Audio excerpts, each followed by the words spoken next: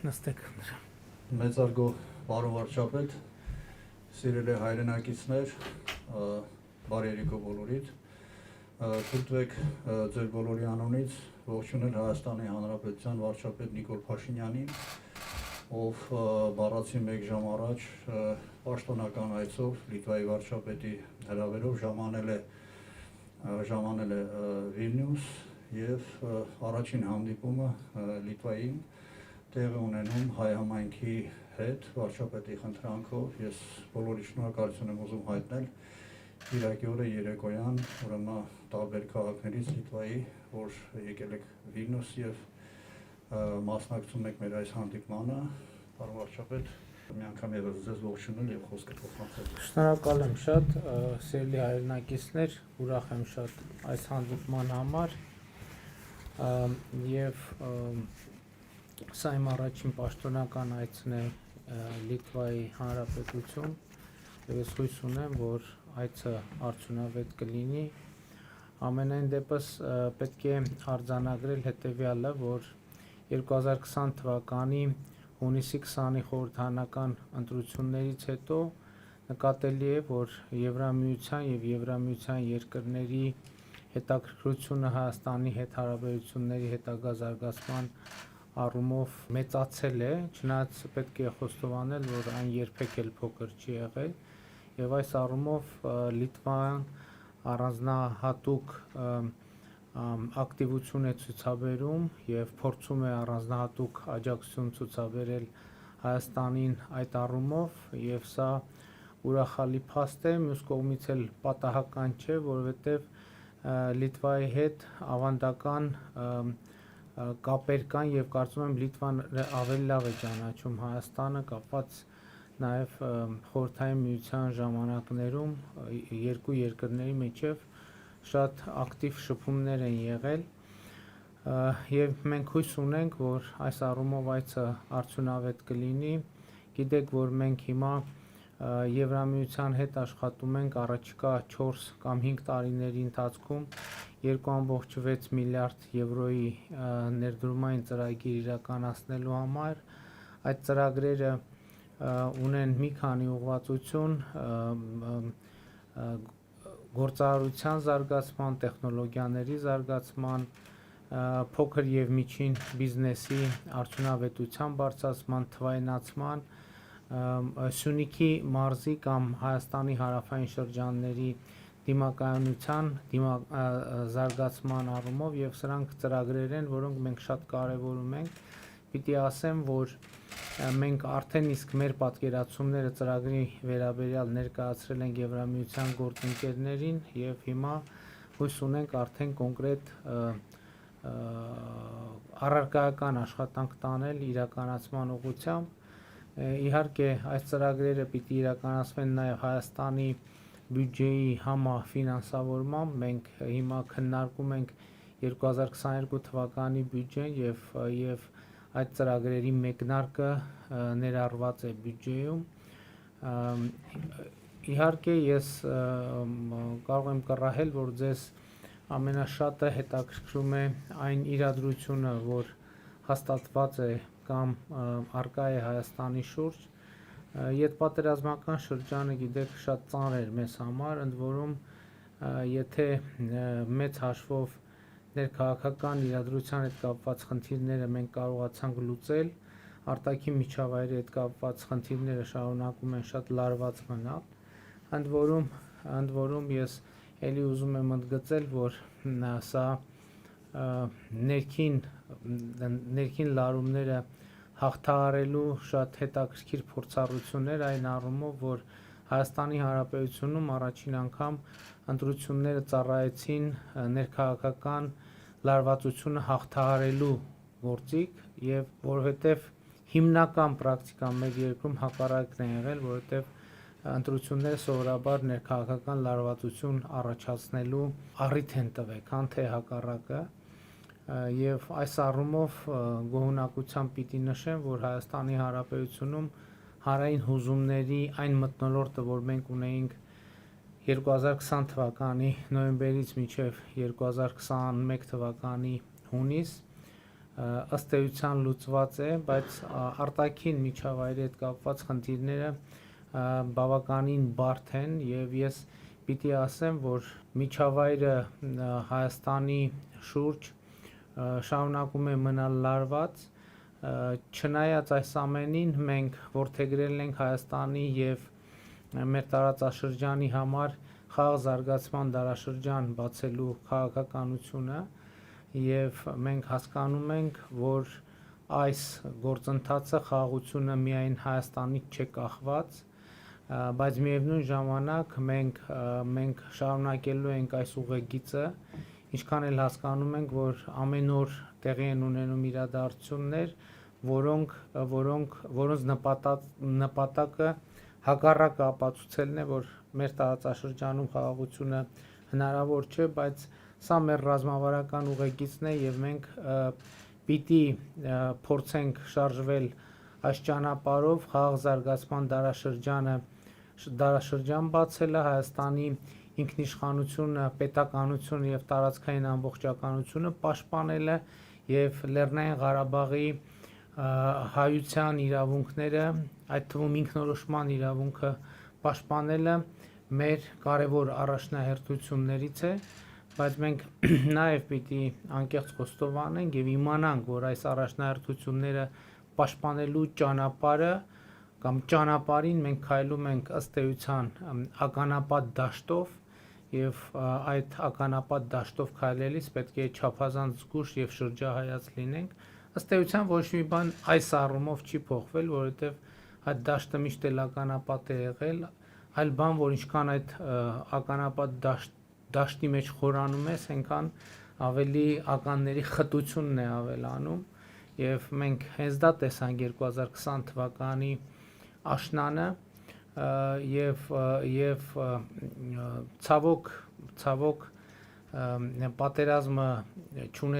ունեցավ մեզ համար դժվար, նույնիսկ աղետալի ընթացք, բայց նաև Հայաստանը, հայ ժողովուրդը, հայ հանրությունը, Արցախի ժողովուրդը ցույց են տալիս բացառիկ դիմակայունություն եւ սա շատ կարեւոր է եւ պիտի արձանագրել եւ մեզ պետք է ուժերի լարում, ուժերի գերլարում մեր առաջ դրած խնդիրները լուծելու համար եւ այդ խնդիրը որպես խնդրի գագաթնակետ եւ որպես խնդրի կուլմինացիա ես ձևակերպում եմ տարածաշրջանի համար խաղաղ զարգացման եւ Հայաստանի Հանրապետության համար, Արցախի համար խաղաղ զարգացման դարաշրջան բացելու անհրաժեշտությունը եւ հրամայականը։ Իհարկե այս ճանապարհին շատ կարեւոր է, որ մենք ի վերջո վերլուծենք մեր նախորդ շրջանը, վերլուծենք եւ կարողանանք ճիշտ հետևությունների գալ եւ իհարկե նաեւ խորհրդարանական ընտրությունների նախընտրական քարոզարշավը բավականաչափ այսպիսի բաղադրիչ պարունակում էր, որովհետեւ իսկապես քարոզարշավի ընթացքում քաղաքական բանավեճի ընթացքում շատ է խոսվել տեղի ունեցածի մասին, բայց ես կարծում եմ, ոչ թե կարծում եմ, այլ գիտեմ, որ ինչքան էլ շատ խոսացված լինի, կան նրբություններ, որոնց մասին չի խոսացվել եւ մենք շատ կարեւոր ենք համարում մեր անցած անկախության 30 տարիները վերլուծելը եւ հույս ունեմ, որ այդ վերլուծության արդյունքում մենք կկարողանանք նոր էջ բացել մեր պետության պատմության համար եւ այդ պատմությունը ինքը կլինի շատ ավելի պոզիտիվ։ Այսքանը որպես նախաբան ես հաճույքով կպատասխանեմ ձեր հարցերին, ես ուղղակի պիտի խնդրեմ ձեզ, որ բոլոր այն հարցերը, որոնք ձեր մտքում կան, այդ հարցերը բարձրաձայնել, որպեսզի մենք անկեղծ խոսակցություն ունենալու հնարավորություն ունենանք, որովհետև այս հանդիպումները իմաստ չեն ունենա, եթե լսարանը չբարձրաձայնի այն հարցերը, որոնք իրենց իսկապես անկեղծ եւ լրջորեն հետաքրքրում են։ Շնորհակալ եմ։ Ողջունում ենք ձեզ, պարոն վարչապետ, Լիտվայում։ Սկզբից ուզում եմ շնորհավորել ձեզ հայ ժողովրդի կողմից նորից վարչապետ ընտրվելու արդիվ։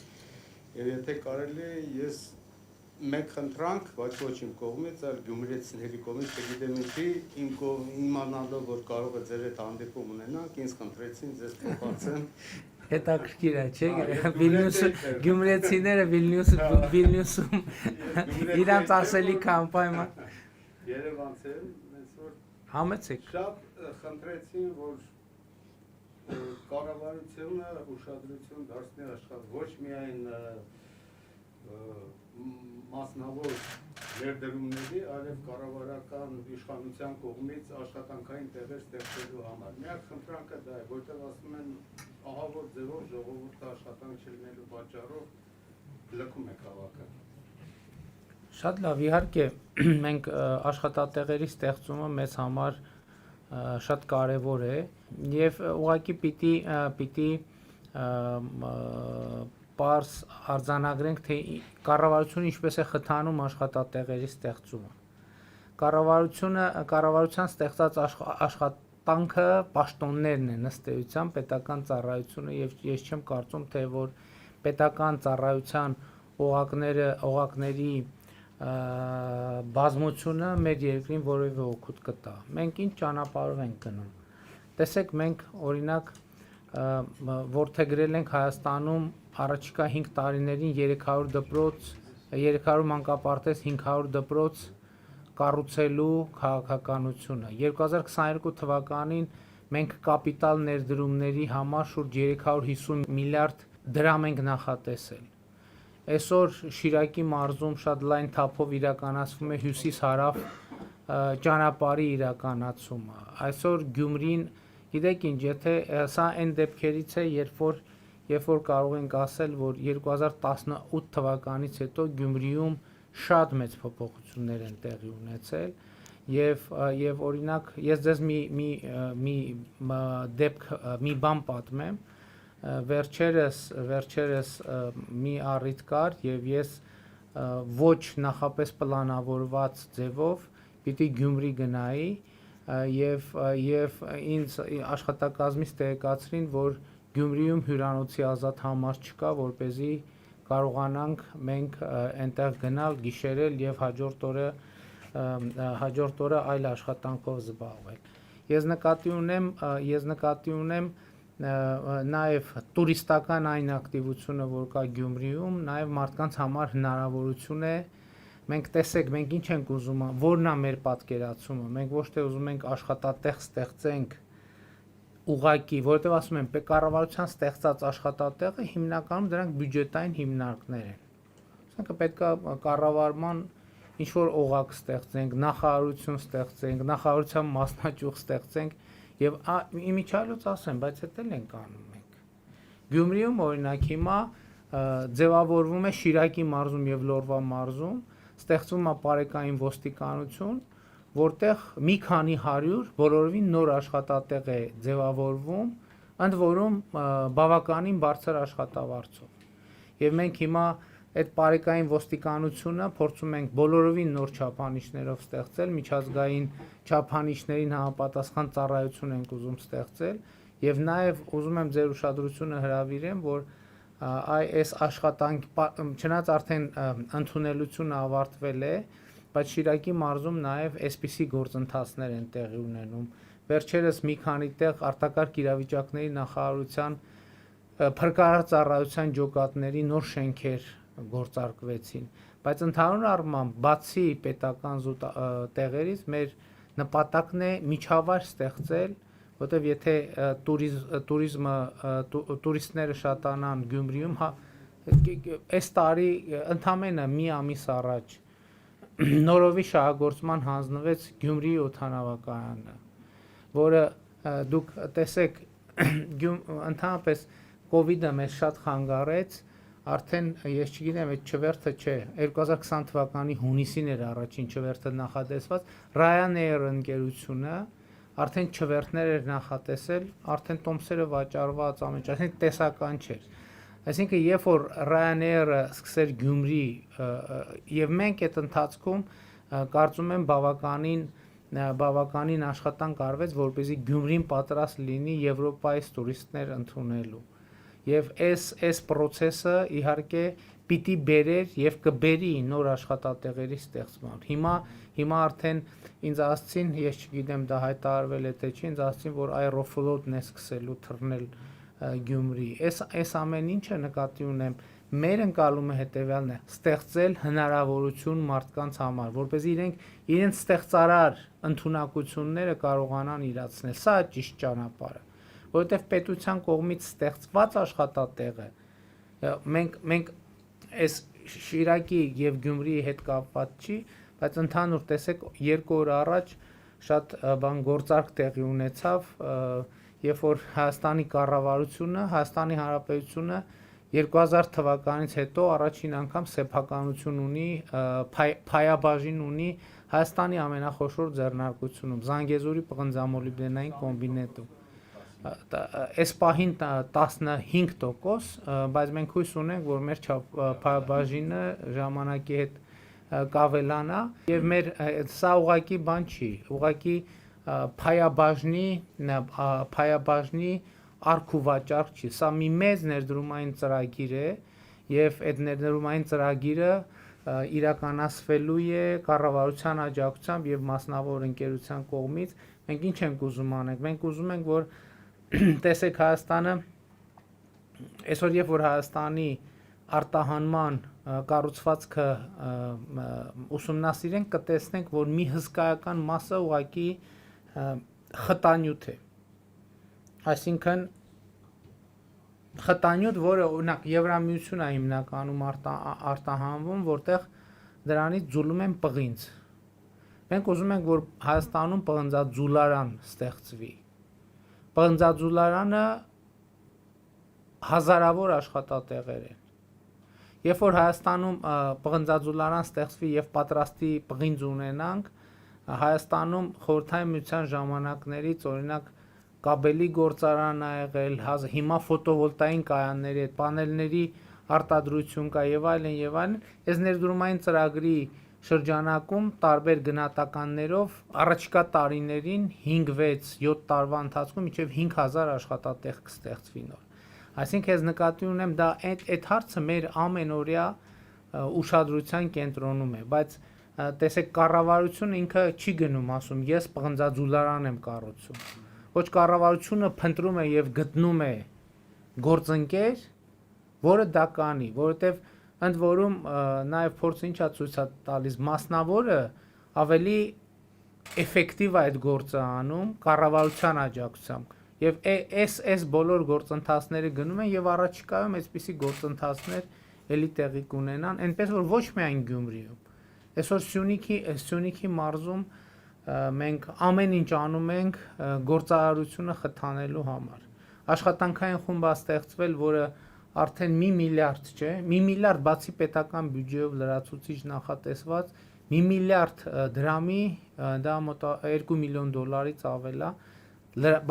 բացի եղած բյուջեից։ Ծրագրեր է իրականացվել Սյունիքի մարզում։ Այսօր Շուրնուղ գյուղում մի լրիվ նոր բնակելի թաղամաս է կառուցվում։ Եվ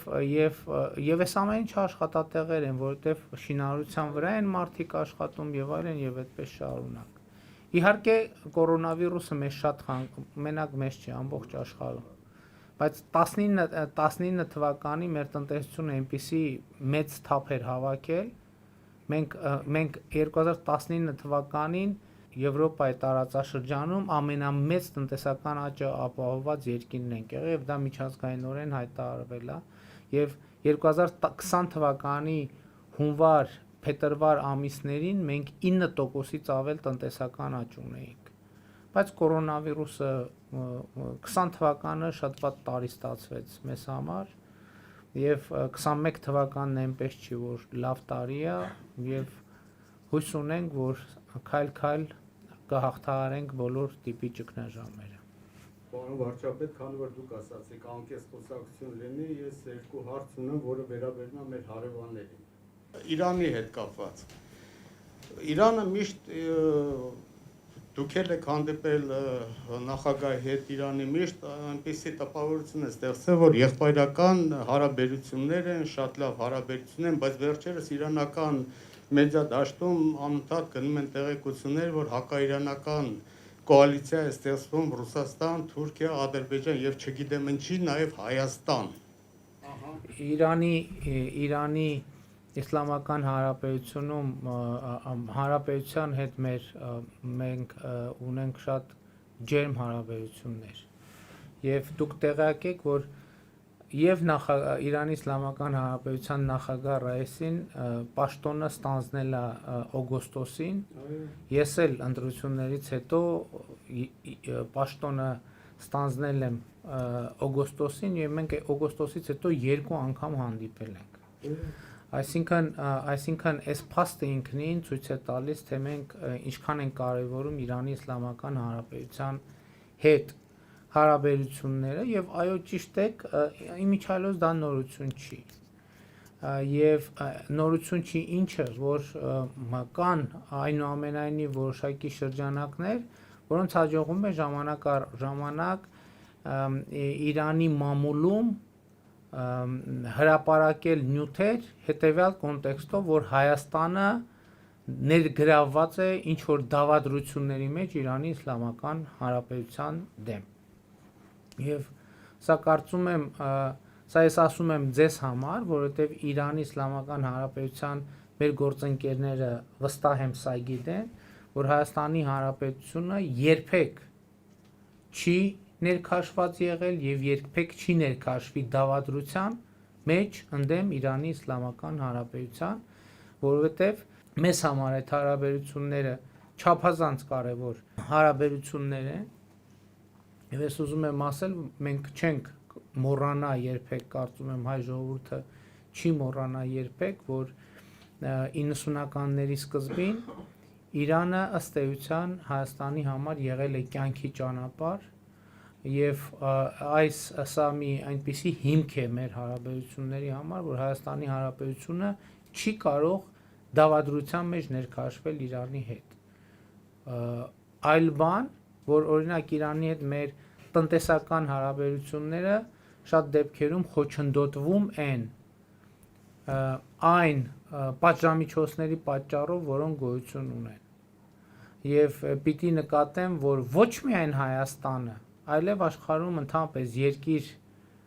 շատ երկիր չկա, որ ունի հնարավորություն այդ պատժամիջոցները շրջանցել։ Եվ այս օբյեկտիվ իրականության մեջ ենք մենք ապրում եւ ցավոք սրտի սա փաստ է, բայց որ Հայաստանը երբեք Իրանի դեմ դավադրությունների մեջ չի մտնի, դա կարծում եմ այնքան ակնհայտ է, որ դրա մասին նույնիսկ պետք չի ասել։ Մենք հիմա ընդհակառակը, տեսեք, մենք խոշոր նախագծեր ունենք Իրանի Իսլամական Հանրապետության հետ։ Եվ մենք նախագահ Ռայիսի հետ իմ քննարկումների ժամանակ ես խնդրել եւ առաջարկել եմ, որպեսզի մենք այդ նախագծերը արագացնենք իրականացումը։ Մասնավորապես կառուցվում է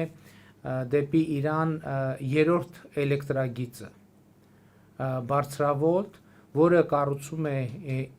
իրանական ընկերություն եւ մենք անդադ մեր գործընկերներին խնդրում ենք հնարավորինս արագ այդ էլեկտրագիծը կառուցել։ Մենք հույս ունենք առաջիկայում երկարացնել գազ էլեկտրաէներգիայի դիմաց գործարքը։ Մենք ընդհանրապես կարծում ենք եւ նախագահ Ռայիսի հետ 2 հանդիպումների ժամանակ ես առաջարկել եմ, որ մենք վերադառնանք կամ վերհիշենք, որ կար մի այսպիսի նախագիծ Մեղրի հեկի շինարարություն, Մեղրի ջրամբարի եւ հեկի շինարարություն Արաքսգետի վրա, որը կարծում եմ շատ կարևոր է ոչ միայն էներգետիկ առումով, այլև ջրային ռեսուրսների համատեղ կառավարման առումով։ Եվ իմիջիայլոց ուզում եմ ասել, որ վերջին շրջանում Իրանի հետ մեր ունեցած երկարատև խնդիրներ են լուծվել։ Օրինակ Ագարակի պղնձամոլիբդենային կոմբինատի արտանետումների հետ կապված խնդիր կար Արաքսգետ եւ Իրանի մեր գործընկերները շատ երկար տարիներ այդ հարցը բարձրացնում էին եւ ես ուրախ եմ արձանագրել, ես խոստացել էի Իրանի մեր գործընկերներին, որ այդ հարցը կլուծվի եւ ուրախ եմ արձանագրել, որ այդ հարցը լուծվել է, որովհետեւ Ագարակի պղնձամոլիբդենային ֆաբրիկան, կոմբինատը անցել է փակ ցիկլի եւ արտանետումներ չի անում եւ նաեւ սա էր պատճառը, որ նույն սեփականատերն է Geopromining ընկերությունը, երբ որ մենք տեսանք, որ իդեմս Geopromining-ի ունենք գործընկեր, որը արձագանքում է կառավարության հորդորներին եւ սա մեծ հնարավորություն տվեց ավելի խորացնել հարաբերությունները Geopromining ընկերության հետ։ Ինչ վերաբերվում է թե ինչու տեղի ունեցավ պատերազմը, դա գիտեք շատ ավելի լայն համատեքստում պետքա դիտարկել եւ ես ձեզ ասեմ, պատերազմը տեղի ունեցավ էլի ստիպված եմ մեջ բերել, որ օրինակ 2018 թվականի ապրիլին, երբ որ Սերժ Սարգսյան ազգային ժողովում ընտրվում էր վարչապետ, իհարկե դրանից մի քանի օր հետո հրաժարական տվեց այս հայտնի հանգամանքներով, ինքը ազգային ժողովի ամբիոնից հայտարարեց ըստ էության, որ Ղարաբաղի հարցը թևակողել է մի փուլ, որտեղ պատերազմի հավանականությունը էականորեն մեծանում։ Իսկ ո՞րն է այդ փուլը։ Ինչ էր տեղի ունեցել, որ պատերազմի հավանականությունը պետքա մեծանար։ Ստեղի էր ունեցել շատ պարզ բան։ Բանակցային գործընթացը հանգել էր մի կետի, երբ որ Հայաստանի Հանրապետությունը բանակցություններում ըստ էության չէր կարողացել պաշտպանել Հայաստանի եւ Արցախի շահերը։ Եվ դա ինքը Սերժ Սարգսյանն է հայտարարում 2018 թվականի ապրիլին, ասելով, որ Ադրբեջանը բանակցությունները որևէ հույս չեն ներշնչում, ավելի ճիշտ բանակցությունները կանգնած են, որովհետև Ադրբեջանի ակնկալիքները բանակցային գործընթացից անիրատեսական են եւ անընդունելի մեզ համար։ Ինչ էր տեղի ունեցել։ Տեղի ունեցել մի բան, բանակցային գործընթացը հասել էր մի կետի, որ հայկական կողմը պետքա 7 շրջանները հանձներ, 7 շրջանները պետքա հանձներ եւ Ղարաբաղի կարգավիճակում Ղարաբաղը որևէ կարգավիճակ պիտի չունենար, այդ թվում նաեւ միջանկյալ։ Մեծ հաշվով, գիտեք, եւ այդտեղ էլ պատահական բան չկա, որովհետեւ եթե ինձ հարցնեք, Ղարաբաղի հարցի կարգավորման ճարտարապետությունը նախագծումը ավարտվել է 1998-99 թվականին։ Երկու ապացուցելի իրադարձությամբ, 2+1 ապացուցելի իրադարձությամբ։ Առաջի իրադարձությունն այն է, երբ որ Լեռնային Ղարաբաղը դուրս է թողնվել բանակցային սեղանից, այսպիսով կորցնելով միջազգայինորեն ճանաչված իր միակ կարգավիճակը, կներեք, ես ասում եմ իր միակ կարգավիճակը, բայց դա շատ լուրջ կարգավիճակ է, որովհետև պատկերացրեք Լեռնային Ղարաբաղի ներկայացուցիչը սեղանի շուրջ նստում էր Միացյալ Նահանգների, Ռուսաստանի, Ֆրանսիայի եւ Ադրբեջանի ներկայացուցիչների հետ խոսում էր որպես բանակցությունների եւ հակամարտության կողմ։ Հայաստանի Հանրապետությունը եկավ եւ ասեց, որ Ղարաբաղը պետք չի, որ լինի բանակցությունների սեղանի շուրջ։ Եվ ընդ որում սա ես չեմ ասում, սրա մասին հայտարարել է Ռուսաստանի Դաշնության արտաքին գործերի նախարար Սերգեյ Լավրովը։ Այսինքն սա ապացուցելի փաստ է։ Երկրորդ փաստը հետեւյալն է, որ Հայաստանի Հանրապետությունը 1999 թվականին կողմ է քննարկել Եվրոպայում անվտանգության խարտիային Ստամբուլում ընդունված, որտեղ հստակ ասվում է, որ ազգային փոքրամասնությունների քաղաքական, էթնիկ, մշակութային իրավունքների պաշտպանությունը ոչ թե պետքա խաթարի տարածքային ամբողջականությունը, այլ պետք է ընդհակառակը ամրապնդի այն եւ այդ բոլոր հարցերը պետք է լուծվեն գոյություն ունեցող պետության կազմում։ Այսինքն սրանք փաստեր են եւ հաջորդը այն ժամանակ, երբ որ Հայաստանը սկսել է բանակցել տարածքների փոխանակման սկզբունքով Լեռնային Ղարաբաղի հարցը լուծելու մասին, ինքը ըստ էության ընդունել է, որ Լեռնային Ղարաբաղը Ադրբեջանի մասը, որովհետև երբ որ տարածք ես փոխում, Մեղրի շրջանը պիտի տաս, որ Ղարաբաղը վերցնես, նշանակում է, որ Ղարաբաղը քո ընկալմամբ ունի նույն կարգավիճակը Մեղրին ստացողի համար, ինչ որ Մեղրին ունի Հայաստանի Հանրապետության համար։ Այսինքն իրականում ես այս աշխատանքային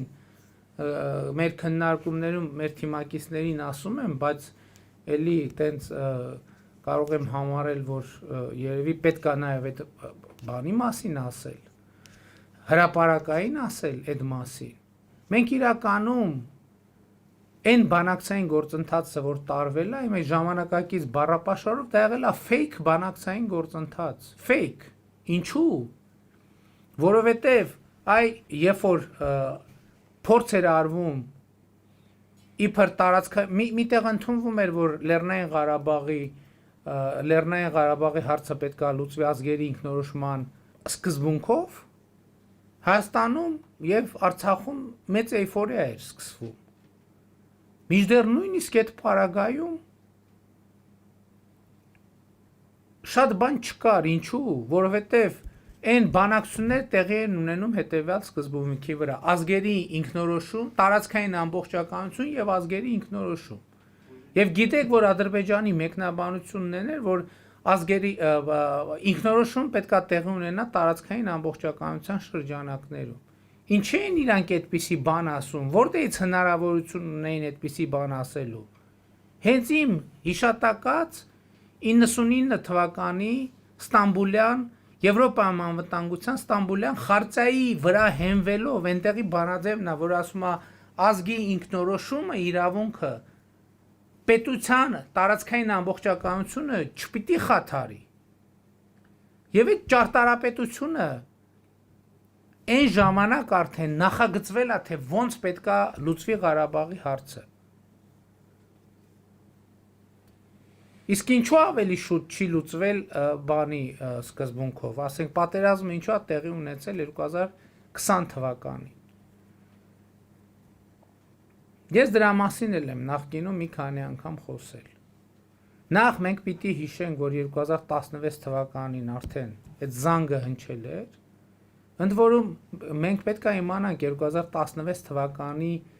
ապրիլյան պատերազմի ինչի համար է տեղի ունեցել եւ ինչ հանգամանքներում։ 2016 թվականի ապրիլյան պատերազմը տեղի է ունեցել 2016 թվականի հունվարին տեղի ունեցած մի շատ կարևոր իրադարձությունից հետո։ Այդ իրադարձությունը հետևյալն էր, որ համանախագահողները ըստ էության Հայաստանի առաջ դնում են պահանջ, հորդոր, որ Հայաստանը հայկական կողմը պետքա հրաժարվի Լեռնային Ղարաբաղին միջանկյալ կարգավիճակ տալու տրամաբանությունից։ Դեռ հələ ոչ թե վերջնական, այլ միջանկյալ կարգավիճակ տալու տրամաբանությունից։ Հայկական կողմը բնականաբար չի համաձայնվում եւ ապրիլին սկսում է 2016 թվականի ապրիլին սկսում է պատերազմը, որը նախերգանքներ 20 թվականի։ Իսկ ինչա 20 թվական, ինչա 16 թվի պատերազմը կանգնել, 20 թվականի պատերազմը չի կանգնել։ Մեկը այն պատճառով, որ նախերգանք էր, եւ կար երկրորդ պատճառը։ 2011 թվականին էլ, 13-ին էլ, 14-ին էլ, 15-ին էլ, 16-ին էլ Ադրբեջանը վերլուծելով հասկացել է, որ ինքը կարա դեռ սպասի։ Ինչու՞։ Որովհետև ժամանակը աշխատում է իր օգտին։ Իսկ 2018 թվականի հեղափոխությունից 2019 թվականի տնտեսական ցուցանիշներից եւ Հայաստանի ռազմական կարիքների ձեռքբերումների վերլուծությունից Ադրբեջանը հասկացել է, որ էլ պետք չի սպասի, որովհետեւ եթե 2014 թվականին վստահ էր, որ 2018 թվականին Հայաստան ավելի թույլ է լինելու, քան 14 թվականին, 2019 թվականին վստահ չէր, որ 2023 թվականին Հայաստանը ավելի թույլ է լինելու, քան 2019 թվականին։ Ես չեմ ասում իրենից ուժեղ։ Ես ասում եմ Հայաստանը ինքը իր համեմատությամբ։ Էսա ծառայել, էսա եղել ամբողջ պատմությունը։ Եվ այսպիսին է իրողությունը։ Եվ հաջորդը պատերազմ կանխելու մասին են։ Շատ խոսվում է, որը շատ կարևոր թեմա է։ Մենք բոլորս պետք է իմանանք, որ հնարավոր չէ պատերազմը կանխել առանց տարածքների վերադարձի առանց նախապայմանի։ Այսինքն, եթե մենք ուզում ենք պատերազմը կանխենք, մենք պիտի տարածքները վերադարձնենք առանց նախապայմանի։ Առնվազն 5-ը, N2-ի հարցը ուրիշ հարց է, այդ էլ ժամանակի ընթացքում մի անգամ ես դրա մասին ազգային ժողովում խոսել եմ, բայց իրականում 7 տարածք մենք պետք է վերադարձնենք առանց նախապայմանի։ Շատ են խոսում Շուշիի մասին, ճիշտ է։ Եվ ես դրան էլ եմ անդրադարձել, ես չգիտեմ դուք առիթ ունեցել եք հետևելու թե չէ, որ ես ասացի, որ միշտ էլ Շուշիի հարցը եղել է, որովհետև Ադրբեջանը երբեք չի հրաժարվել այն մտքից, որ Ղարաբաղի ադրբեջանցիները պիտի վերադառնան եւ բնակվեն Ղարաբաղում։ Իսկ որտեղ պետք է բնակվեն, եւ հայկական կողմն էլ չի վիճարկել դա իմիջայլոց։ Ավելին, երբ որ բանակցային բանի սեղանի շուրջ եղել է, այսպես ասած, հանրաքվեի կամ հարցման կամ պլեբիսցիտի տարբերակ, հայկական կողմն էլ ընդունել, որ պետք է նաև Լեռնային Ղարաբաղի ադրբեջանցիները այդ հանրաքվեին կամ պլեբիսցիտին մասնակցեն, որպես Լեռնային Ղարաբաղի բնակիչ։ Բայց Լեռնային Ղարաբաղի ադրբեջանցի բնակիչները որտեղ էին բնակվելու։ Բնակիչ նշանակում է բնակության տեղ ունեցող, չէ՞։ Որտեղ էին բնակվելու։ Տրամաբանորեն այնտեղ, որտեղ բնակվել են, եթե նրանք այդտեղ բնակված լինելու հանգամանքով են այդ կարգավիճակը ստանում։ Բայց ես իմանայեմ ինչի եմ այս ամեն ինչը ասում, օրինակ շատերը հարցնում են եւ իմիջիալուց միջազգային դիտորդներն են, այդ ոնց եղավ, որ այս պատերազմից հետո այս կառավարությունը նորից ընտրություններում հաղթեց։ Փառք Աստծո ընտրությունների լեգիտիմությունը եւ օրինականությունը Հայաստանից դուրս ոչ մեկ կասկածի տակ չի դնում, Հայաստանի ներսում է կասկածի տակ են դնում այն ուժերը, որոնք ժողովուրդն էլ կասկածի տակ չի դնում։ Բարձ պատճառով հաղթեց Հայաստանի կառավարությունը, որովհետև մենք դուրս եկանք եւ ժողովրդի հետ անկեղծ խոսեցինք։ Եվ ժողովուրդը մեզ լսեց, մեր ասածը համադրեց իր տեսածի հետ, ինչ որ ինքը տեսել է 30 տարի լսել է։ Հիմա այսօր մեզ այսքան քննադատում են, ասում են, բան, ինչ եք ասել այդ ճանապարհի հետ կապված պատմությունը Սյունիքի մարզում։ Բայց Սյունիքի ավագ սերնդի ներկայացուցիչները գիտեն, որ 90-ականների կոնֆլիկտը երբ որ սկսել է, այդ ճանապարհը փակ է եղել։ Կոնֆլիկտի մեկնարկին այդ ճանապարհը փակ է եղել եւ անընդհատ կոնֆլիկտի բախումների թատերաբեմ է եղել ճանապարհը։ Հենց Էյվազլի եւ Չայզամի գյուղերի հատվածում, որոնք եղել են սովետական ադրբեջանական գյուղեր։ Գիտեք, հասկանում եք, մենք մեր ընդհանրապես 30 տարվա ամենամեծ խնդրեմը այն է եղել, որ մենք իրականության հետ չենք առերեսվել։ Չենք առերեսվել իրականության հետ։ Մենք ասել ենք իրար սենց հավաքվել ենք, ասել ենք փաստարկներ, խոսել ենք, բայց մենք հարց չենք տվել, իսկ դրսի հայացքից մեր ասածը ո՞նց է հնչում։ Իսկ դրսում միջազգային հանրությունը մեր ասածը ո՞նց է ընկալում։ Ընկալում է, թե չի ընկալում։ Եվ եթե ամեն ինչ մեր ասելով լներ, ցավոք այդպես չի եւ չի էլ կարող լինել։ Մեր ընկալումը ինչա, որ մենք իրողությունները պետք է արձանագրենք, սպառնալիքները պետք է արձանագրենք եւ ազգային ընկալում ձևավորենք այդ հարցերի շուրջ։ Կներեք, այ Շուշիի մասին այդքան խոսում են։ 30 տարվա ընթացքում Շուշիում քանի բնակելի շենք է կառուցվել։ Մենք տեղյակ ենք, լսել ենք։ Քանի շենք է բնակելի կառուցվել։ Համարյա ոչ։ Հա, ոչ մի, բա ինչի։ Ինչի մեկը հարց չի տալիս, ինչի չի կառուցվել։ Ինչն է պատճառը, որ չի կառուցվել։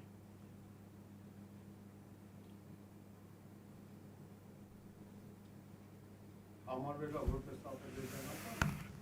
Չգիտեմ, դուք ասացիք։ Ինչն է տրամաբանությունն ինչա որ չի կառուցվել։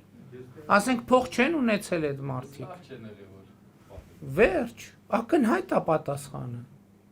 Ակնհայտ է պատասխանը։ Պարոն վարչապետ, շնորհակալություն իհարկե, որ անմիջական շփում ունենք, մենք բոլորս ձեզ հետ, բայց լավ չէր լինի, ճիշտ չէր լինի, թե չհարցնեինք ինչ աշխատանքներ կամ ինչ ծրագրեր Սփյուռքի հետ, Սփյուռքահայության հետ նոր մեթոդներ կամ նոր ձևեր, որը որ միգուցե դուք անդրադառնայիք դրան։ Մենք այսօր լուրջ բարդություններ ունենք Սփյուռքի հետ աշխատելու առումով։ Ինչի։ Որտեւ ինքը բարդ է շատ։ Չէ, բարդ է, բայց մենք ուզում ենք Սփյուռքի հետ հարաբերվելու ձևը փոխենք։ Մենք չենք ուզում, մենք ուզում ենք իրոք Սփյուռքի հետ հարաբերվենք։ Մենք չենք ուզում Սփյուռքի միայն Սփյուռքի ներկայացուցիչների հետ շփվենք։ Մենք ուզում ենք բազմաթիվ ներկայացուցիչների հետ շփվենք, որովհետև ավելի լավ պատկերացում ունենանք։ Մինչև հիմա, օրինակ, դուք շատ ճիշտ նկատեցիք, ասացիք Սփյուռքը բարդ կառույց է, չէ՞, բայց պիտի արձանագրենք, որ մենք այդքան էլ լավ չենք ճանաչում Սփյուռքը։ Ինչ շերտեր կան այնտեղ, ինչ խնդիրներ կան, ինչ են մտածում մարդիկ։ Եվ ի վերջո եկեք արձանագրենք մի բան, դժբախտաբար Սփյուռքը վերջին 30 տարիներին էականորեն փոխվել է։ Որովհետև Սփյուռքի մի շատ հսկայական զանգվածը հայաստանցիներ են։ Հայաստանի Հանրապետությունից ցավոք սրտի, ցավոք, բայց Հայաստանի Հանրապետությունից արտագաղթած մարդիկ են, որոնք արդեն այնտեղ որոշակիորեն կայացել են,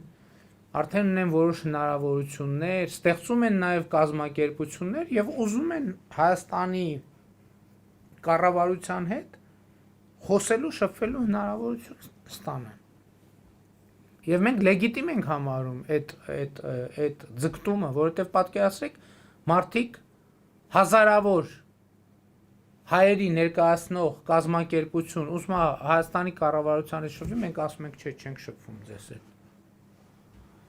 Սա տարօրինակ կլինի, չէ՞։ Եվ ինչ ենք մենք ուզում, հենց մենք սա ենք ուզում, մենք ուզում ենք իրոք շփվենք։ Հիմա տեսեք, պաշտոնական այցա Լիտվայի Հանրապետություն, բայց այսօր այս շփումը ես շատ կարևոր եմ համարում։ Շատ կարևոր եմ համարում, որովհետև մենք պետքա խոսենք իրար հետ։ Մենք պետքա խոսենք իրար հետ ոչ միայն այն բաների մասին, որոնց մասին միշտ խոսվել է եւ ընդունված է խոսել։ Մենք պետք է այո հենց անկյաց խոսենք։ Պետքա շատ բաց խոսենք։ Երբեմն ֆորմալությունները հաշվի չառնելով, որովհետև մենք մեր երկիրը, մեր ժողովուրդը մի հանգրվանում է, որ մենք պետքա ճիշտ ախտորոշենք մեր խնդիրները եւ ճիշտ պետք է կարողանանք տեղորոշել մեր կոորդինատները։ Հակառակ դեպքում մենք կմոլորվենք անդառնալիորեն։ Եվ մենք պետքա, այո, ես պատահական չասեցի, մենք այսօր պետք է հասկանանք, որ ականապատ դաշտի միջով ենք քայլում։ Այդ ականապատ դաշտը հաղթահարելը շատ մեծ կոնսոլիդացիա է պահանջում եւ շատ հստակ պատկերացում է պահանջում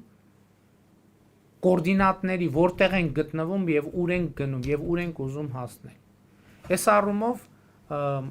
թերևս Սփյուռքի հետ մեր հարաբերությունների ձևի փոփոխության մասին պատկերացումը, օրինակ գիտեք ինչ, այսօր այնպիսի բաներ են տեղում, Իրանի Իսլամական Հանրապետության մասին խոսեցիք, չէ՞։ Մենք երբ որ խորանում ենք, տեսնում ենք, որ այդ աղբյուրները, որոնք Իրանի Իսլամական Հանրապետության մամուլում լուրեր են տարածում, փորձելով Հայաստանի իմիջը ստեղծել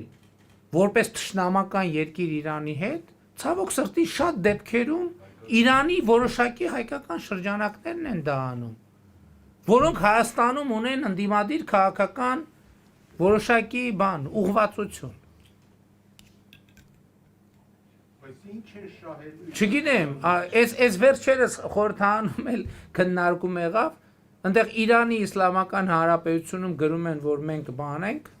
ենթադրենք այդ տերմինները այդ ինչ լավ էր գտել են գլոբալ տերմինը, ով որտեղ ինչ չի կարողանում կամ խնդրեմ ունի,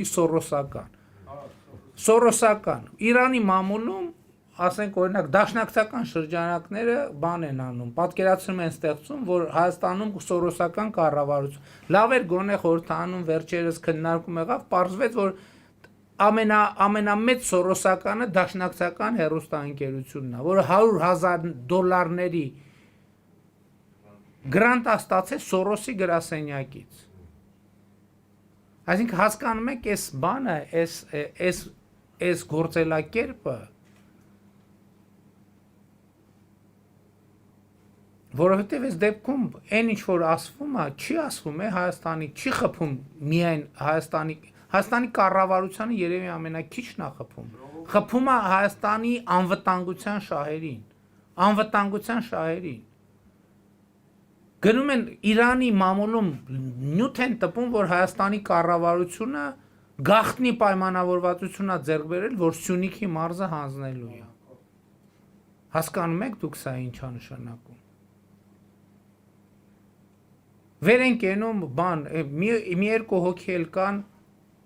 վեր են կենում, իրանց թվում է, թե իրանք իրավունք ունեն սյունեցիների անունից խոսելու։ Ոչ կներեք սյունեցիների անունից խոսելու իրավունք ես ունեմ, որովհետև ընտրություններում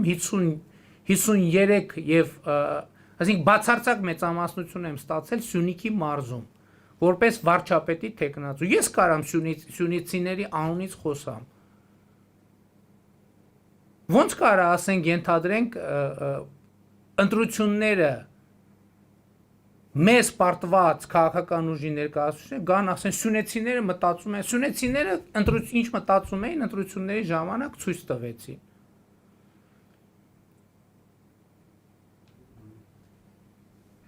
Այսպիսի բաներ կա, որ խնդիրն այն չի, որ ինչ որ ձևով մեզ ահված, խնդիրն այն է, որ ես այդ օրինակը պատահական չբերեցի, մի երկու անգամ ասել եմ, այնպիսի տպավորություն կա, խորհրդային միության ժամանակ կար, մի հատ պատերազմ, երկրորդ համաշխարհային պատերազմի մասին մի ֆիլմ կար, տենց մանկության ժամանակներից տպավորվել է, որպես շպիոնական գործողություն, որ տենց գիշերը խարույկներ էին վառում, որ ինքնաթիռի համար, որ դեսանտը ինչն է ստեղ։ Տպավորությունն է, որ մարդիկ կան նստած խարույկներ են վառում, այստեղ սահմանը լավ չի պահվում, կարող եք ստեղից մտնել, կարող եք ու ընդ որում իրանք ինչ թիրախներ տալիս են, շատ կոնկրետ այդ թիրախները ուշադրության են արժանանում։ Ազգային ժողովի այդ հայտարարությունը, թե ինչ է կատարվում այնտեղ, մենք այստեղ կարմարում ենք։ Իսկ ինչ է կատարվում։ Այդ կռիվները, այդ շիշնետելը, այդ որ անընդհատ մենք էլ այստեղ վատ ենք զգում մեզ։ Միթե չի կարելի դրանց, չգիտեմ, մետապոզիցիային օրենք կա, կարգ կա, ոնց կարելի է այդպես։ Դե գիտեք ինչ, ընդդիմությունը շատ կարևոր ինստիտուտ է ժողովրդավարական երկրի համար եւ մենք շատ կարևոր ենք համարում, որ Հայաստանում ընդդիմությունը գործունեություն ծավալելու հնարավորություն ունենա, մեկ շիշ են շպրտում համենայն դեպս այդ շշերը, որոնք հաճելի չի, ինչ խոսք հաճելի չի, բայց հույս ունեմ, որ այդպիսի երևույթներ չեն լինի, բայց այդ էլ ասենք դե տենց պետք չի ասել, որ տենց ամաչում ենք, աշխարհի բազմաթիվ երկրներում են ընդ որում շատ զարգացած եւ շատ քաղաքակիրթ երկրներում տեղ են ունենում, մնում են, Դա երևի ամեն ինչ պետք է արվի, որ դա տեղի չունենա, բայց մյուս կողմից էլ իհարկե բռնության ցանկացած դրսևորում դատապարտելի է, բայց մյուս կողմից էլ ցավոք կամ բարեբախտաբար մենք աշխարհում միակ երկիրը չենք, որտեղ այդպիսի բան տեղի է ունենում։ Հակառակը մենք ոնց որ թե աշխարհում միակ երկիրն ենք, այստեղ գուցե սխալվեմ, չգիտեմ, բայց շատ երկիր չկա հաստատ, որտեղ մուտք գործածելն եւ ազգային ժողովի նիստի ընթացքում երկրի վարչապետին, ազգային ժողովի նախագահին, նախարարների, падգամավորների գնդակահար են։ Այդտեղ երևի թե, չգիտեմ, միակն ենք, համեն դեպս ես ուրիշ դեպք չգիտեմ։ Սա այն դեպքն է, որի համար իրոք պետքա ոչ միայն ցավել, այլև ամաչել եւ դրա համար մենք նաեւ հաշվի առնելով շատ հանգամանքներ, դրանից ընդդիմությունը բողոքում է, իժուր է բողոքում, բայց մենք ազգային ժողովում պատշաճ անվտանգության միջոցներ ենք ձեռնարկում, որպեսզի հոկտեմբերի 27 կամ նման խայտառակ դեպքերի կրկնություն չունենանք։ Իհարկե հույս ունեմ մի բանում մեր ժողովուրդը մեզ այլևս չի մեղադրում, այն ընտրություններից առաջ շատ էին մեղադրում թավիշ, հիմա հույս ունենք, որ գոնե թավիշի մեջ չի մեղադրում, որ մենք իրենցից ստացած մանդատը, իրենցից ստացած պողպատե մանդատը եւ օրենքի եւ իրավունքի դիկտատուրա հաստատելու հանձնառությունը մենք հստակ կատարում ենք եւ կշարունակենք կատարել։ Մեծ հաշվով գիտեք ինչ, ես անկեղծ ասեմ, կարծում եմ, որ ներքին ներքաղաքական բոլոր հարցերը լուծելի են շատ այդտեղ որևէ սպառնալիք չեմ տեսնում, մեր սպառնալիքները արտաքին սպառնալիքներ են եւ պետքա կենտրոնանանք այդ արտաքին սպառնալիքների կառավարման հարցի վրա։ Շնորհակալ եմ։ Պարոն վարչապետ, ես 3 հատ հարց ունեմ, եթե կարելի է։ Ամենից 3-ն է տամ։ Առաջինը ձեզ ուզում եի հարցնել Սփյուռքի հարցով, որտեվ այնց է ստացվել, որ մենք Սփյուռքում գտնվելով ոնց որ Հայաստանի ազգի մասն ենք, բայց Հայաստանի Հանրապետության մասը չենք։ Ու ոնց կարելի է այնց անել, որ մենք լինենք նաև Հայաստանի Հանրապետության մասը, որ մենք լինենք Հայաստանի, որտեղ բոլորը չկարան Հայաստանի քաղաքացիություն ստանան, որպես արդեն մենք տեսանք, օրինակ լեհերը ունեն ցենց կարտապալյակը, չէ, որը տալիս է լեհերին ինչ որ առավելություններ է տալի Լեհաստանում, ինչ որ մի նախագիծ կարող է լինի նաև Հայաստանում, որ թողնի, որ Սփյուռքը հայերը մասնակցեն Հայաստանի ժողովրդական ինչ-որ process-ներին եւ ավելի ակտիվ մասնակցեն Հայաստանի քաղաքական կյանքին։ Գիտեք, ընդհանրապես դուք ասացիք Հայաստանի Հանրապետություն եւ պետության կարևոր բաղադրիչներից մեկը քաղաքացիությունն է։ Այսինքն, եթե ինքը քաղաքացիության ինստիտուտը չկա, դա հնարավոր չի պատկերացնել։ Եվ հետևաբար քաղաքացիության ինստիտուտը ինքը պետք է պաշտպանված լինի, որովհետև սա իրոք պետականության կարևոր սյուներից մեկն է եւ քաղաքացիները մարդ ինքը որոշում է նաեւ հնարավորություն ունի որոշելու թե որ երկրի քաղաքացի լինի։ Մյուս կողմից դուք գիտեք, որ Հայաստանում հիմա շատ հեշտացված է ազգությամբ հայերը երկքաղաքացիություն ստանալու հնարավորություն ունեն։ Այսինքն Հայաստանի Հանրապետությունը չի ակնկալում, որ Հայաստանի քաղաքացիություն ստացողը պիտի հրաժարվի այլ երկրի քաղաքացիությունից։ Բայց կան երկրներ, որտեղ այդ հնարավորությունը տրվում է, որ օրինակ Հայաստանի քաղաքացի լինեն, կան երկրներ, որտեղ այդ հնարավորությունը չկա։ Եվ այստեղ քաղաքական իմիջիալոց ասեմ, Հայաստանի օրենսդրությամբ նախատեսված է, որ Հայաստանի Հանրապետության քաղաքացի չհանդիսացող մարդիկ կարող են մասնակցել տեղական ինքնակառավարման մարմինների ընտրություններին։ Այսինքն, եթե հիմա դուք գաք Լիտվայի քաղաքացի լինելով, բնակվեք ինչ-որ մի ժամանակ օրինակ Երևանում, Գյումրիում, Վանաձորում հիմա մենք ընտրակարգը փոխել ենք 5000-ից ավել բնակչություն ունեցող բոլոր քաղաքներում ընտրությունները տեղի են ունենում համամասնական ընտրակարգով։ Այսինքն դուք հնարավորություն ունեք այդ քաղաքական, այսինքն նկատի ունեմ տեղական ինքնակառավարման մարմինների ընտրությունները մաքսիմալ քաղաքականացվել են։ Դուք այդ քաղաքական կյանքին կարող եք մասնակցել, այդ հնարավորությունը կա։ Մյուս ձևերով հիմա գիտեք ինչ, հիմա Facebook-յան ցանկացած օգտատեր ինքը արդեն քաղաքական կյանքի շատ ակտիվ մասնակից է, եթե դուք հայկական միջավայրում Facebook-ի կաք, ուրեմն կարող եք համարել, որ ձեր ազդեցությունը եւ ձեր խոսքը տեղ հասցնելու հնարավորություն ունեք։ Իսկ քարտը, չգիտեմ, համեն դեպս ես առաջի անգամ եմ տենց գաղափարի մասին լսում, արձանագրում եմ այդ գաղափարը, չգիտեմ դա ինչ կտա, բայց եթե պարզվի, որ որևէ ռեալ բան կտա, մենք դա էլ կնայենք, ոչ մի խնդիր չկա, բայց կարծում եմ, որ բանին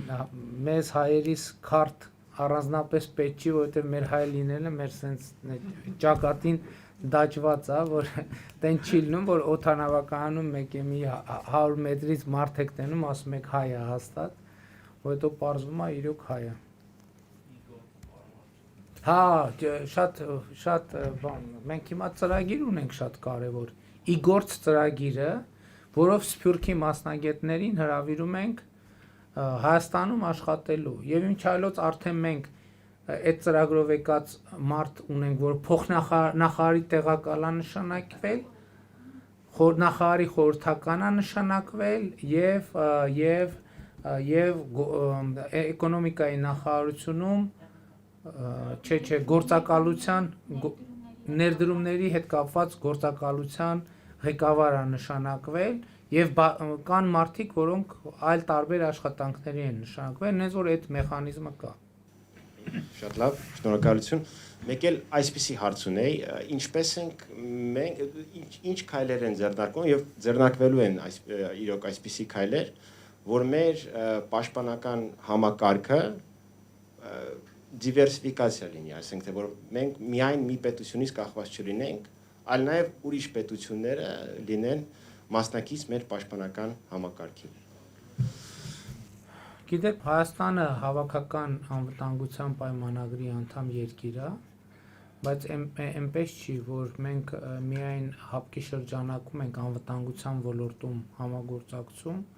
մենք այլ երկրների հետ էլ ենք անվտանգության ոլորտում համագործակցում բայց որ անվտանգային ոլորտում մեր համար մեկ գործընկեր Ռուսաստանի Դաշնությունն է, դա այդպես է եւ այդպես էլ կլինի։ Այլ առաջարկների վերաբերյալ այնպես չի, որ մենք ասում ենք չենք քննարկի, մենք քննարկում ենք, եթե այդպիսի առաջարկներ լինում են, կշռում ենք եւ նաեւ եթե ինչ որ մի համագործակցություն ձևավորվում է, իհարկե մենք հաշվի պիտի առնենք նաև մեր դաշնակիցների կարծիքը, մեր այդ թվում մեր բարեկամ երկրների կարծիքը եւ համոզված լինենք, որ այդ նման համագործակցության մեջ նրանք սպառնալիք չեն տեսնում իրենց անվտանգությանը, որպեսզի այդ օրինակ համագործակցություն ծավալվի։ Որտեւ այդ շատ կարեւոր է, որ մենք լինենք հուսալի գործընկեր, եթե ուզում ենք ուրիշները մեզ համար լինեն հուսալի գործընկեր, մենք էլ ուրիշների համար պետք է լինենք հուսալի գործընկեր։ Շնորհակալություն։ Մեկ էլ այսպիսի հարց, իսկապես հունիսի 20-ից հետո, օրինակ հունիսի 20-ին ես շատ հպարտ եմ, որ ես Հայաստանի քաղաքացի եմ, որ եւ Լիտվան այդ մեսեջը շատ իրանք տեսան, որ Հայաստանում իսկապես կարող են ազատ ժողովրդավարական ընտրություններ կայանան եւ ուրեմն ձեզ sense հարց, քանի որ Լիտվա եւ Հայաստանի հարաբերությունները զարգանում են, որտեղ եք դուք տեսնում ամենամեծ պոտենցիալը։ Գիտեք, ես ձեզ մի բան ասեմ, ժամանակակից աշխարհում այն հարաբերությունները, որոնք շատ լուրջ տնտեսական հենարան չունեն, այդ հարաբերությունները, հա, իրանք գոյություն ունեն, բայց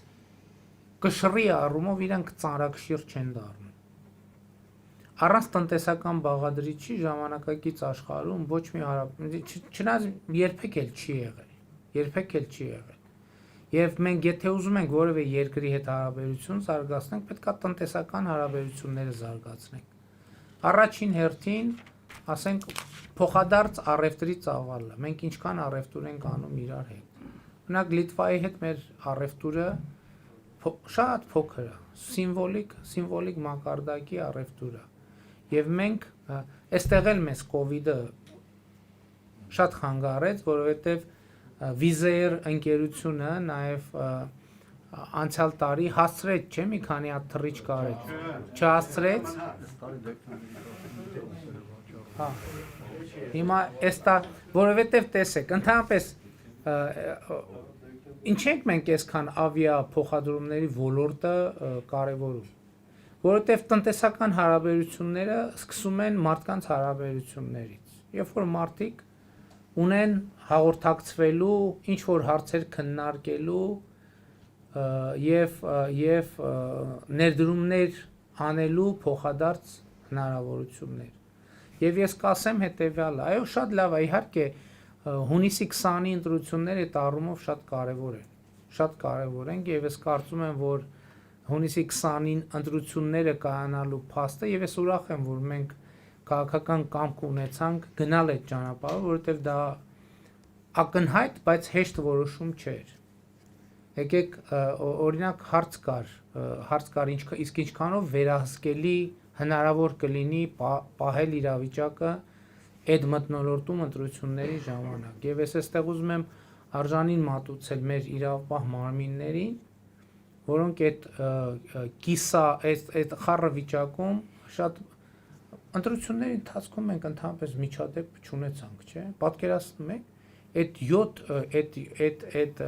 դժոխային 7 ամիսներից հետո ընտրություններ առանց որևէ այսպես բան էլի, որ հիմա հիշենք։ Չեմ ասում միջադեպ եղած կլինի, մեկը մեկի մի բան ասած, բայց հիմա որ հիշենք մենք, որ այդ տենց միջադեպ ա եղել։ Այս շատ կարևոր է։ Շատ լավ Եվրամիությունը, Լիտվան հարաբերությունների համար պոզիտիվ ֆոն է ստեղծում, բայց հարց, այդ պոզիտիվ ֆոնը ինչի համար պետք է օգտագործել։ Տնտեսական կապերը ակտիվացնելու, որովհետև եթե այդ կապերը տնտեսապես չակտիվանան, այս հարաբերությունները լավն են, շատ լավ մթնոլորտ կա։ Շատ լավ մթնոլորտ կա, բայց մենք հույս ունեմ մեր ակնկալիքն են չի, որ ժամանակ առ ժամանակ պաշտոնական այցեր կատարենք, քաղաքական խոսակցություն ունենք, որը շատ կարևոր է, բայց պետքա ինքը բան ունենա, պտուղ ունենա այդ խոսակցությունը։ Եվ այդ պտուղը, այո, քաղաքական ժողովրդավարությունը օրինակ շատ կարևոր անկյունակար է մեր հարաբերությունների համար, բայց այդ անկյունակարը միայն անկյունակարը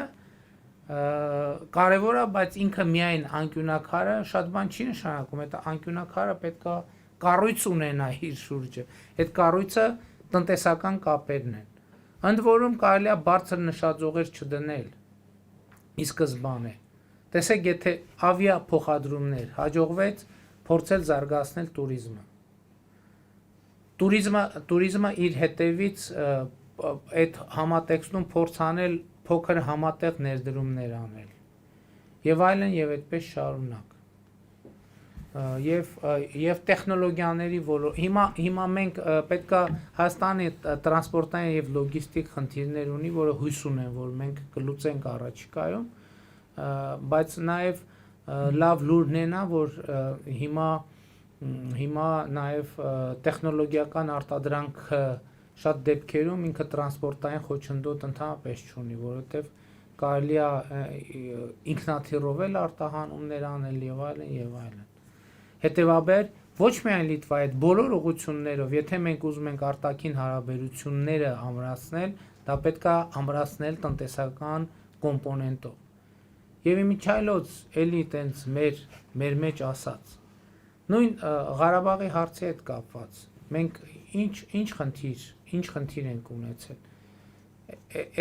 Եկեք նայենք օրինակ Ադրբեջանի արտաքին առևտրաշրջանառությունը, նույն եվրոպական եւ ոչ միայն եվրոպական երկրների հետ եւ մեր արտաքին առևտրաշրջանառությունը։ Դա ի վերջո կշիռա եւ դա նժար է։ Դուք մի քանի ամիս առաջ Վրաստան էիք մեր հարևանի հետ հանդիպում ունեցել ինչ պերսպեկտիվա կա որ Վրաստանով երկաթգիծը վերականգնեն Հայաստանի համար դա շատ կարևոր ճանապարհ է Գիտեք, մենք շատ վերջին, չգիտեմ, 10 տարում շատ ենք խոսել աբխազական երկաթուղու բացման մասին։ Բայց մենք պետք է հասկանանք, որ դա հեշտ հարց չի եւ հավանականությունը, որ աբխազական երկաթուղին կբացվի, ես մեծ չեմ համարում։ Բայց դուք գիտեք, որ կա տարածաշրջանի կոմունիկացիաների բացման թեմա, եւ եթե մեզ հաջողվի Եռակոմ հանձնաժողովի շրջանակներում գալ համաձայնության, խոսքը Հայաստանի, Ռուսաստանի եւ Ադրբեջանի փոխվարչապետերի մակարդակով գործող հանձնաժողովի մասին է, դուք գիտեք, որ հենց այսօր էլ երկաթուղի կարող է Հայաստանից երկաթուղային կապ կարող է լինել դեպի արտաքին աշխարհ, Ռուսաստան, հետագայում նաև միջև Լիտվա, որովհետև Վրաստան, Ադրբեջան, Ռուսաստան երթուղով։ Եվ երբ որ մենք վերջին այցի ժամանակ այդ հնարավորությունը քննարկում էին, Վրաստանի մեր գործընկերները ասացին, որ իրենք պատրաստ են, եթե 3 երկրների միջև համաձայնությունը ձեռք բերվի, իրենք պատրաստ են հաճույքով օժանդակել այդ երթուղու գործարկմանը, այսինքն գործարկելու բան չկա էլ, երկաթուղին կա, գոյություն ունի, մնում է որ քաղաքական համաձայնություն լինի, որ այդ երկաթուղով բեռներ են տեղափոխվելու։ Փոքր նվեր ունենք, կարամ դες։ Եթե փոքր է իրոք, Փոքր քաղաք են ներկայացնում փոքր նվեր։ Շաուլիայի 4-րդ քաղաքն է, փոքր նվեր, դեպքաչերի սարում են։ Շաուլիայից, հա։ Եղբայրս Միչալոց Շաուլիայի մածառայը։ Եկել եմ որ հասկանամ, էլի մոդիկից մարդուն զգաս։ Ճիշտ ասած կրվից առաջ մենք շատ ուրախացանք ամեն ինչով, այդ կրվին օգնեցինք, ֆինանսապես իմ աղբերը անձնական գնաց կրվին մասնակցեց ու ինչ եմ ուզում ասեմ, դրանից հետո ոնց որ մեր մեջ մի բան կոտրվեց կրվից հետո։ Ես կուզեի որ դուք կարողանաք դա վերականգնեք, ինչքան ուզում ալի մենք կարող աստեղ քիչ ենք, բայց պոտենցիալը մեծ է։ Շատ լավ, այս հանդիպումները նաև այդ նպատակն ունեն, իհարկե այդ շփման, բարձա որ պատերազմից հետո շատ մեծ նեգատիվ կար կառավարության եւ այսօր էլ կա այդ նեգատիվը, բայց մենք հենց դրա համար ընտրություններ արեցինք, որովհետեւ մենք չենք պատկերացնում մի իրավիճակ, երբ որ մեր ժողովուրդը մեզ չի վստահում եւ մենք շարունակում ենք իշխանություն լինել։ Եվ իմիջայլոց ընտրությունների արդյունքները շատերի համար զարմանալի էին, բայց եթե անկեղծ լինենք, մեզ համար զարմանալի չէին, որովհետև մենք շփվում ենք, երբեք մեր քաղաքացիների հետ մենք շփումը չենք դադարեցրել, երբեք չենք դադարեցրել։ Ու գիտեք, ես ասում եմ, այո, շատ մեծ նեգատիվ կա, բայց մյուս կողմից էլ, եթե հիմա կներեք թույլ տվեք այսպիսի հավակնոտ բան ասեմ, բայց եթե Սփյուռքում էլ ընտրություն լինի, ես համոզված եմ մոտավորապես նույն բանը կլինի։ Որովհետև Հայաստան այսօր մանավանդ տեխնոլոգիական դարում, հա մարդիկ կան Facebook-ի վրա շատ մեծ փող են ծախսում եւ այլն, տպավորություններ ստեղծելու։ Բայց ընդ որում ես ուզում եմ ասել, որ Հայաստանում ընտրությունները տեղի են ունեցել։ Այսպիսի բան Հայաստանի պատմության մեջ չի եղել։ Այսօր մարդիկ կան ասում են, վայ, բան ժողովրդավարությունը իրականում այդպես չի։ Ընտրությունները տեղի են ունեցել մի պայմաններում, Հայաստանում առնվազն եղել են քանի 3, 4, 5 հեռուստաընկերություն, 5 հեռուստաընկեր, որոնք 24 ժամ ամենավերջին, ամենաքստմնելի բաներն են տարածել մեր մասին, իմ մասին, իմ ընտանիքի մասին, ինչ ասես չեն ասել։ Facebook-ով որևէ սահմանափակում չի եղել, ինչ ասես չեն ասել։ Փողոցներում հանրահավաքի եւ այլն ոչ ինչքան ամիսով, թե օրերով, չեմ էլ հիշում ինչքան մայրաքաղաքի կենտրոնական փողոցն են փակել, ընդ որում ես ուզում եմ մենք էտել բան անենք, էտել արձանագրենք։ Մենք այդ ամբողջ իրավիճակը լուծել ենք առանց մի կրակոցի։ Առանց մի կրակոց չի ինչել Հայաստանի Հանրապետությունում, դուք այդպիսի բան պատմության մեջ, չգիտեմ, կարելի է էլի հանդիպել, թե չէ։ Շատ հետաքրքիր է, որտեղից հա ձեր մեջ այդ ուժը, որ դուք չթողեցիք, չգնացիք, բան չեղավ էլի դրանից հետո։ Դե գիտեք, ամսի 8-ից բան է ստանում, նամակներ է ստանում, երբ որ ասում էին դավաճան, այդ քաղաքական բաները, հազարավոր մարդիկ ինձ գրում էին, եթե հանկարծ հրաժարական տաս, այդ ժամանակ կլնես իսկական դավաճան։ Այդ մարդիկ են տալիս ուժը, որովհետև եւ ես դրա համար էլ շատ բան էր իրավիճակը։ Մենք ինչ ասցինք, կային քաղաքական ուժեր, որոնք բան էին անում, հրաժարական էին պահանջում, ընդ որում այդ ուժերի հրավիրած ամենաշատ հանրահավաքին ներկա եղել մի ինչքան իրանք ասում են 30,000 իրավապահ մարմինների հաշվարկներով 12,500 եղել ամենամեծ մասնակցություն։ Լավ, թե ենթադրենք 30,000։ Եվ դրա համար խնդիր կար երկրում եւ մենք ասացինք եկեք իմիջիալոց ես դեռ դեկտեմբերին եմ առաջարկել որ գնանք արտահերթ խորհրդարանական ընտրությունների եւ ընդդիմությունը մերժեց այդ առաջարկը հետո փետրվարին մարտին ես նորից վերադարձա այդ գաղափարին եւ երբ որ խորհրդարանական խմբակցությունները ընդունեցին այդ առաջարկը մենք ասացինք շատ լավ ուրեմն մենք կգնանք ընտրությունների Գնացինք ընտրությունների եւ ընդ որում մենք ընտրություններից առաջ ասացինք մենք ժողովուրդը ոնց կորոշի տենց էլ կանենք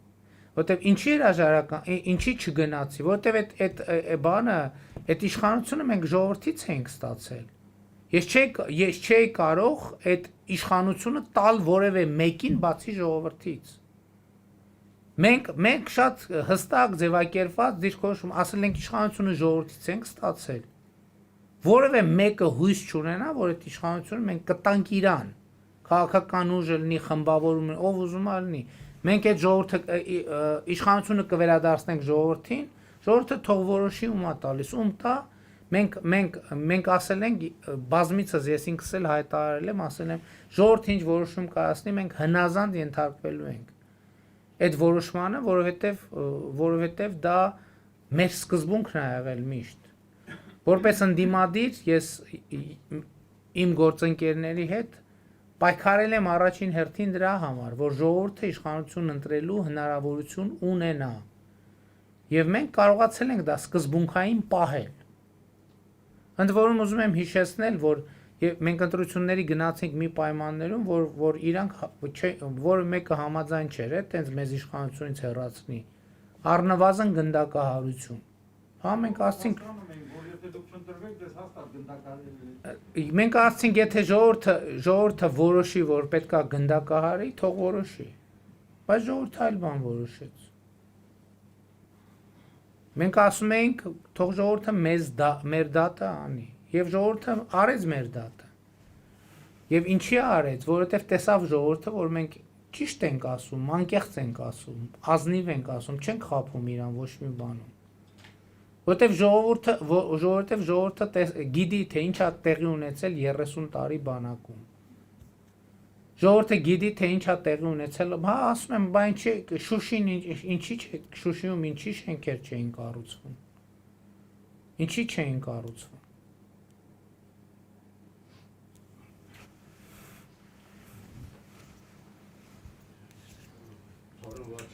Այնպես չի, ներողություն այնպես չի, որ մենք գտնում ենք, որ պետք է մարդիկ համատարած մեզնից գոհ լինեն։ Մենք ասում ենք, մենք էլ ենք, առաջին դժգոհը մեզնից մենք ենք։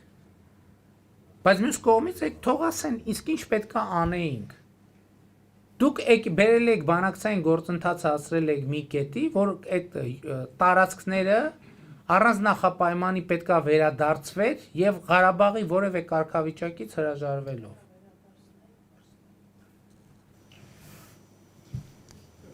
Պարոն վարչապետ, Ադրբեջանի նախագահի վերջին հայտարարություններից մեկը, որ եթե Հայաստանը ներկայացնի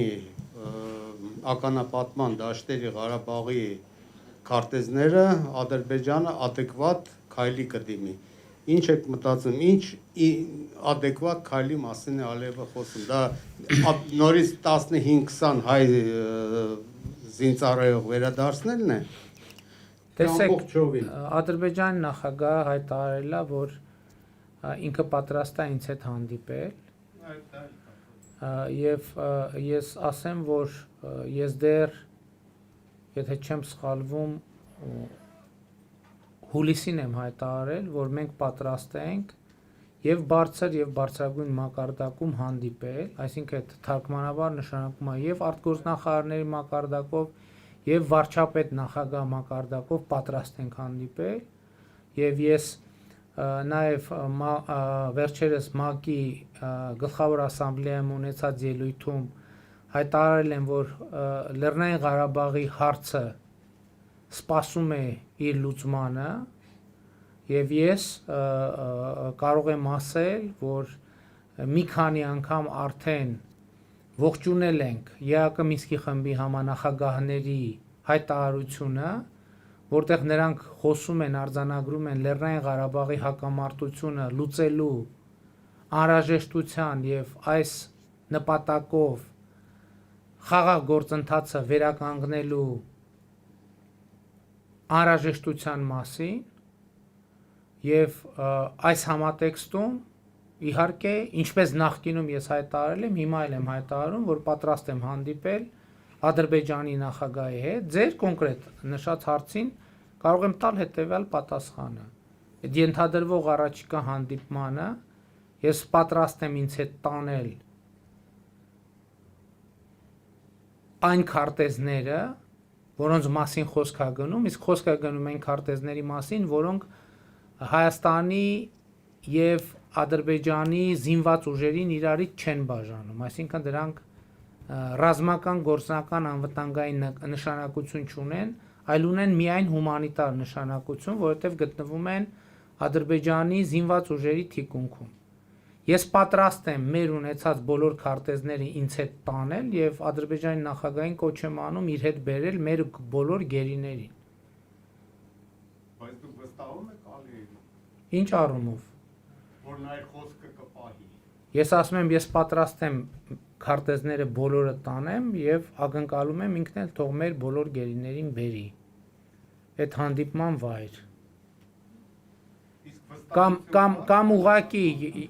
Կամ ուղղակի ես ասել եմ, որ պատրաստ եմ այդ բոլոր քարտեզ, տեսեք, Ադրբեջանի նախագահը բողոքում ասում է այդ քարտեզների որակը, որ նախկինում մենք փոխանցել ենք, լավը չեն։ Ես տեսեք, մենք երկու արձանագրում, առաջինը մենք ունենք, տվել ենք այն քարտեզները, որ ունենք, այսինքն այն չի, որ լավ որակի քարտեզները պահել ենք դարակում, վատ որակի քարտեզները տվել ենք։ Ես չեմ բացառում եւ նաեւ գիտեմ, որ քարտեզների հետ որակի հետ կապված խնդիր կա, ինչի, որովհետեւ քարտեզի որակը կախված է քարտեզագրողի որակից, նրա պրոֆեսիոնալ հմտությունից, ինչ քարտեզագրել է, այն էլ ունենք եւ մենք այստեղ անկեղծ ենք, բաց ենք եւ որևէ մեկին խաբելու մտադրություն չունենք, որովհետեւ այստեղ խոսքը ոչ միայն Ադրբեջանի մասին է, այլև մեր միջնորդ գործընկերների մասին է, որովհետև տվյալ դեպքում, եթե խոսքը խաբելու մասին լինի, խոսքը ոչ միայն Ադրբեջանի մասին է, այլև այն միջնորդների մասին, որոնք մեր բարեկամ երկրներն են, մեր գործընկերներն են, սա պատվաբեր չի լինի ուղղակի այդ իրավիճակում փորձ անել ինչ-որ այլ բան այլ կերպ անել։ Մենք տվել ենք այն քարտեզները, որ ունենք, մենք ուրիշ քարտեզներ նկատի ունեմ արդեն իսկ փոխանցված տեղանքի առումով ուրիշ քարտեզներ ուղղակի չունենք եւ սա փաստ է եւ սա պետքա արձանագրել որպես իրողություն։ Ինչ վերաբերվում է վստահությանը, պարզ է, որ այս իրավիճակում Ադրբեջանը մեզ չի վստահում, մենք Ադրբեջանին չենք վստահում եւ ամբողջ խնդիրը նա է, որ փորձենք փոքր քայլերով այնպես շարժվել առաջ, որ գոնե ինչ որ վստահություն ձևավորվի, այդ վստահությունը ինչու է կարևոր, որպեսզի կարողանանք այո նաև հումանիտար հարցերը ավելի արագ լուծել եւ նաև մեր գերեվարված եղբայրներին օր առաջ վերադարձնել իրենց ընտանիքներ։